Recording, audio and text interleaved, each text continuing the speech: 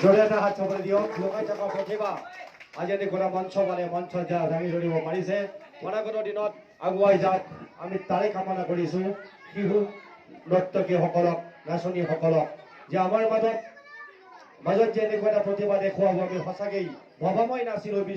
বিশাল ব্ৰহ্মপুত্ৰৰ পানী যাবগৈ শুকাই সঁচাকে মনটো মই অনুভৱ কৰিছো দোৱা কৰিছো অনাগত দিনত আগুৱাই যাওক পৰৱৰ্তী কাৰ্যসূচী মুকাবলা এতিয়া